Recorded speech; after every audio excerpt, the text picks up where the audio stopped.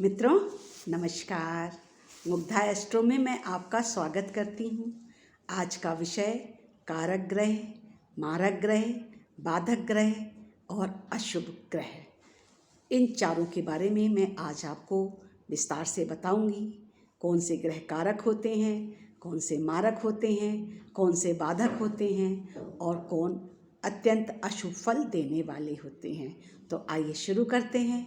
देखिए, जो हमारी लगन होती है, हमारी लगन से 5वां भाव, 9वां भाव और लगन स्वयं, ये कारक हैं। इसमें बैठे हुए ग्रह कारक होते हैं और इसमें गई हुई राशियां कारक हैं।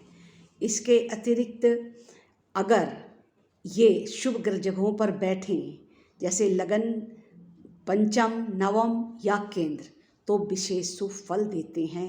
इनका कारकत्व बढ़ जाता है। कारक ग्रह जब शुभ ग्रहों उनके साथ होते हैं तो उनका कारकत्व और अधिक बढ़ जाता है, विशेष शुभ फल देते हैं। अगर यही कारकत्व शुभ ग्रहों के साथ नहीं होते हैं, अशुभ ग्रहों के साथ होते हैं, अशुभ स्थानों में बैठे होते हैं, तो उनके कारकत्व में कमी आती है, शुभता में कमी आती है। जब कारक ग्रह शुभ फल नहीं दे पाते तब कठिनाइयों का सामना करना पड़ते हैं, आर्थिक कठिनाइयाँ आती हैं और धन की हानि होती है, सफलता प्राप्त करने में संघर्ष करना पड़ता है। तो आप स्पष्ट समझ गए होंगे कि कारक ग्रह हमारे लिए कितने महत्वपूर्ण होते हैं। आइए अब मारक ग्रह की बात करें। जो हमारी लगन होती है, लगन से सप्तम, 7वां भाव, ये मारक है और दूसरा भाव मारक है। इसमें बैठे हुए ग्रह और ये राशियां अपना प्रभाव मारक का देती हैं, यानी मारकत्व उसमें रहता है। तीसरा ग्रह बाधक ग्रह कहलाता है। अब इस बाधक को समझने के लिए इसका एक नियम है, हम वो नियम आपको पहले बताते हैं। देखिए, 1, 4, 7, 10 अगर ये राशियां हमारी लगन बनती हैं तो इसमें बाधक ग्रह 11वां घर कहलाता है। 11वें घर का जो ग्रह है वो बाधक है। अब 2, 5, 8, 11 अगर ये हमारी लगन बनती हैं तो इसमें 9वां घर बाधक होता है। 9वें ग्रह का घर का जो ग्रह होगा वो बाधा डालेगा, वो बाधक ग्रह है। और 3, 6, 9, 12 अगर इन राशियों की हमारी लगन है तो फिर 7वां घर बाधक है। 7वें घर का जो स्वामी होता है वो बाधा डालता है। इस प्रकार स्पष्ट हो गया कि बाधक घर की परिभाषा इस प्रकार है कि 1, 4, 7, 10 का 11वां घर बाधक है और 2, 5, 8, 11 का 9वां घर बाधक है और 3, 6, 9, 12 का 7वां घर बाधक है। अब ये बाधाएं आती कैसे हैं, मारकत्व तो होता कैसे है, उसको समझ लेते हैं। देखिए, जो मारक ग्रह है वो हमारी लगन से एकदम विपरीत 180 अंश पर होता है और उसका तत्व ऊपर वाली राशि से एकदम अलग होता है, क्योंकि प्रकृति ने कुछ बैलेंस करने का नियम बनाया है। तो जैसे अगर ऊपर अग्नि तत्व की राशि गई है तो नीचे फिर उससे विपरीत राशि आएगी, तभी उसका बैलेंस होगा, वरना बैलेंस नहीं हो सकता। देखिए, अगर ऊपर 8 लिखा है तो ये मंगल की राशि गई है। अब फिर नीचे 2 आएगा, यानी शुक्र की राशि आएगी। अब ये दोनों आपस में एक दूसरे के मित्र नहीं हैं। यहाँ पर शुक्र मारक प्रभाव लेकर के बैठेगा। इसके अतिरिक्त शुक्र की दूसरी राशि जो है वो भी 12वें घर में गई है, यानी जब लगन में 8 लिख करके आया है तो 12वें घर में 7 लिख करके जाएगा। अब इस प्रकार से शुक्र यहाँ मारक बन गया, क्योंकि ये 2 अच्छे घरों का स्वामी नहीं बन पाया और लगन का मित्र भी नहीं है। इस प्रकार शुक्र यहाँ पर मारक प्रभाव वाला होगा। तो इस प्रकार से हम सभी 12 लगन की मारकत्व को अलग कर सकते हैं और सबके मारक अलग अलग निकल करके आ जाएंगे। अब बाधक की बात करें, कौन से ग्रह कार्य में सफल होने में बाधा डालते हैं, मुश्किलें खड़ी करते हैं, जिससे प्रॉब्लम आती है। तो बाधक की परिभाषा तो मैंने बता दी कि हर राशि के बाधक अलग अलग हैं। मान लीजिए हमने वृश्चिक लगन को ही प्रथम मान लिया कि यही हमारी लगन में बैठी है, तो हम इसके बाधक को जान लेते हैं।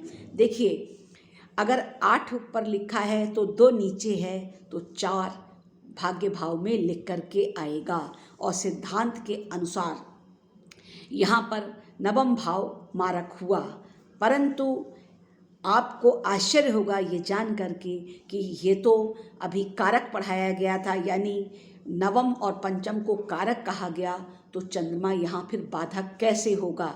ये एक अलग सिद्धांत है। जो ग्रह बाधक घर का स्वामी बनता है वो थोड़ा बहुत बाधा तो अवश्य पहुँचाता है, परंतु पूर्ण बाधा वो लगन में बैठ करके डालता है। मुख्यतः लगन में बैठा हुआ ग्रह ही बाधक ग्रह का फल देता है, बाकी हल्की परेशानियां आती जाती रहती हैं। अगर यही चंद्रमा जो कि नवम भाव का स्वामी है अगर लगन में जाकर बैठ जाएगा, यानी 8 नंबर जहाँ लिखा है हमारी लगन वहाँ, तब चंद्रमा नीच का हो जाएगा और नीच का चंद्रमा बाधा अवश्य पहुँचाएगा।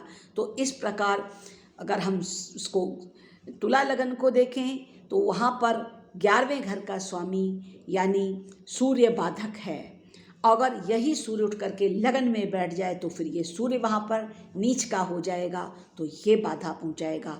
इस प्रकार स्पष्ट निकल करके आता है कि जो ग्रह नीच का होकर के लगन में बैठेगा या शत्रु क्षेत्री होकर के लगन में बैठेगा वो बाधा ज़्यादा डालेगा, और जो बाधक सामान्य बाधकत्व का प्रभाव लिए है थोड़ी बहुत बाधा तो वो भी पहुंचाएगा, परंतु उसमें शुरू में काम शुरू करने में थोड़ी थोड़ी बाधा आएगी, परंतु बाद में सफलता मिलती है। बाधक पूर्ण रूप से नुकसान नहीं पहुंचा सकता। मान लीजिए सिंह लगन की कुंडली है और नवम भाव में मेष राशि गई है और मेष का स्वामी मंगल हुआ। अब ये मंगल तो सूर्य का मित्र है, इसे तो किसी प्रकार से बाधा नहीं डालनी चाहिए, परंतु सिद्धांत के अनुसार क्योंकि यहाँ पर नवम भाव का स्वामी बाधक होगा, अगर ये मंगल लगन में जाकर के बैठ जाता है तो फिर ये बाधक है, बाधा डालेगा। ये कैसे बाधा डालेगा, क्योंकि ये नीच का तो है नहीं, ये मोर एग्रेसिव बना देता है। जब व्यक्ति बहुत अधिक एग्रेसिव हो जाता है, गुस्सा उसका बहुत बढ़ जाता है, तब भी उसका नुकसान होता है। मंगल में यही एक कमी है कि इसमें अग्नि तत्व बहुत है, हीटिंग ज़्यादा होती है और ये अग्नि भी व्यक्ति का नुकसान करती है। इस प्रकार बाधक ग्रह थोड़ी तो बाधा पहुंचाएगा ही, अन्यथा उसका नाम बाधक क्यों है। तो स्पष्ट हो गया, कारक ग्रह हमारा हमेशा शुभ फल करते हैं, मारक ग्रह नुकसान पहुंचाते हैं, मारकत्व लिए होते हैं। इनकी महादशा अंतर्दशा में व्यक्ति को ज़्यादा कष्ट आते हैं और बाधक ग्रह हमारे कामों में बाधा डालते हैं, इसके अलावा कोई बहुत बड़ा नुकसान नहीं करते।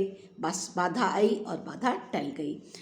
अशुभ फल कब होता है, आइए हम उसको अच्छी तरह से जान लें कि कब ग्रह अशुभ फल देते हैं। देखिए, दूसरे घर के स्वामी, तीसरे घर के स्वामी, छठे घर के स्वामी, 7वें घर के स्वामी, 8वें घर के स्वामी और 11वें और 12वें घर के स्वामी, ये अगर 2-2 घरों के स्वामी बनते हैं तो ये ग्रह अशुभ फल देते हैं।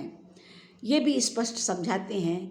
देखिए, सूर्य और चंद्रमा के पास एक ही राशि है, बाकी 2 घर नहीं हैं, बाकी सब ग्रहों की 2-2 राशियां हैं। इस प्रकार उनके पास 2-2 घर हो गए।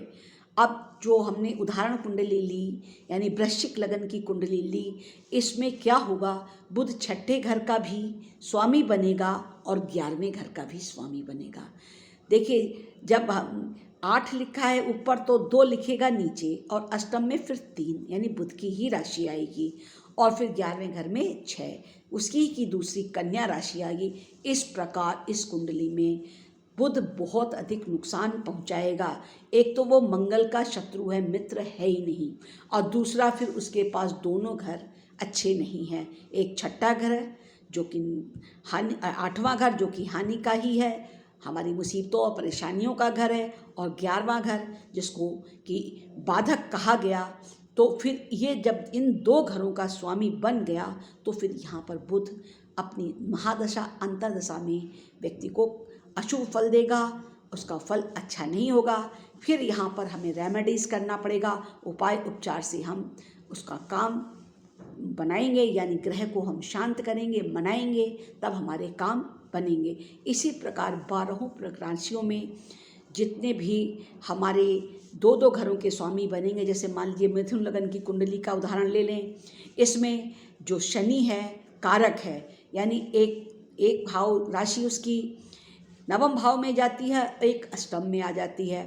अब यहाँ पर जब शनि की महादशा अंतरदशा याद आएगी या 7.5 आएगी, तो एक घर उसके पास मारकत्व का है और एक कारकत्व का है, तो इसमें उसका फल मध्यम होगा।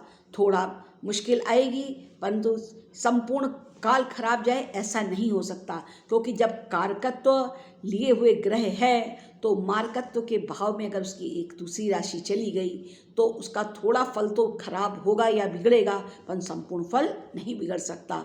किसी भी लगन को ले लें, कोई भी उदाहरण ले लें, चाहे हम गुरु का ले लें, चाहे हम मंगल का लें, चाहे हम बुध का लें, चाहे अन्य किसी ग्रह का लें, सबके पास यही अवस्था है। अगर 2-2 राशियां गई हुई हैं जो मारक घर बताए गए हैं, अगर उनके अंदर 2 भावों की वो स्वामिनी बन जाती हैं, तब उनके अंदर विशेष अशुभ फल करने की शक्ति आ जाती है। फिर वो ग्रह अपना फल अच्छा नहीं दे सकता।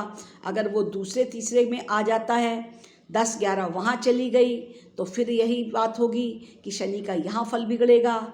अगर ऐसे ही कोई सप्तम और छठम का स्वामी, षष्टम और सप्तम का स्वामी बन गया, तब भी इसी प्रकार फार्मूला लागू होगा।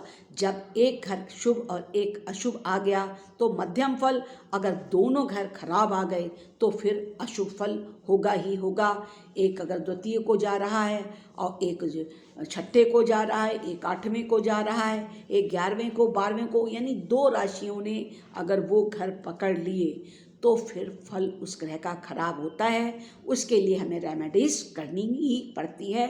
मैं समझती हूँ आपको विषय स्पष्ट हुआ होगा। आज के लिए बस इतना ही, फिर मिलेंगे एक नए सब्जेक्ट के साथ। तब तक के लिए प्रणाम।